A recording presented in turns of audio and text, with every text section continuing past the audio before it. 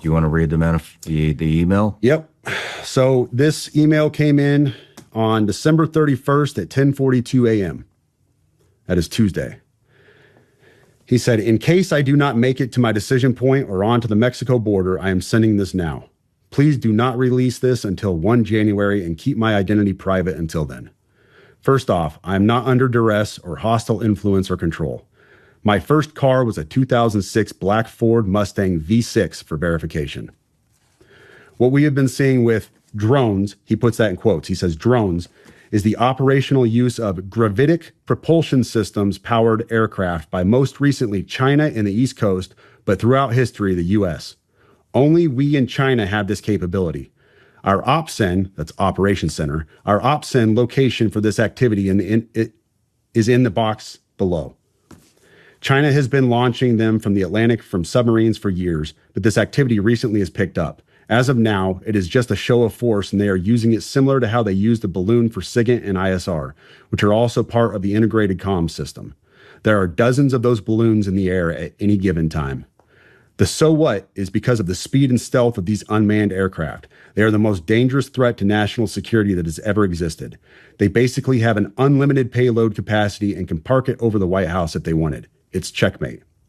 U.S. government needs to give the history of this, how we are employing it and weaponizing it, how China is employing them and what the way forward is.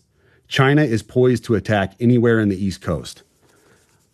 I've been followed for over a week now from likely Homeland or FBI, and they are looking to move on me and are unlikely going to let me cross into Mexico, but won't because they know I am armed and I have a massive V-bid. Let me pause right there for a second. So he says a massive V-bid. When I was talking to the FBI yesterday, they didn't know what a V-bid was. I had to explain what that acronym meant, literally. You fucking serious? Dead serious. I said it twice, and he goes, you said that word V-bid. Can you tell me what that is? For your audience, a V-bid, for your audience who has not been in the GWOT for the last 20 years, a V-bid is a vehicle-borne improvised explosive device. In layman's terms, a car bomb, what we saw at Trump Tower. So, backing up, he says, I am armed and have a massive V-bid.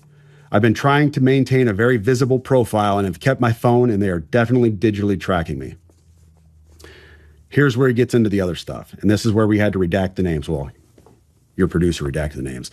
I have knowledge of this program and also war crimes that were covered up during airstrikes in Nimruz province, Afghanistan in 2019 by the admin, DOD, DEA, and CIA.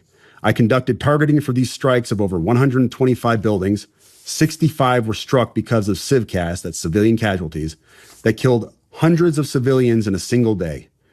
U.S. FORA continued strikes after spotting civilians on initial ISR. It was supposed to take 6 minutes and scramble all aircraft in CENTCOM. The UN basically called these war crimes, but the administration made them disappear. I was part of that cover-up with U.S. FORA, an agent, redacted, of the DEA. So I don't know if my abduction attempt is related to either. I worked with redacted IO staff on this as well as the response to Bala Murghab. Redacted commander at the time, redacted can validate this. You need to elevate this to the media so we avoid a world war because this is a mutually assured destruction situation.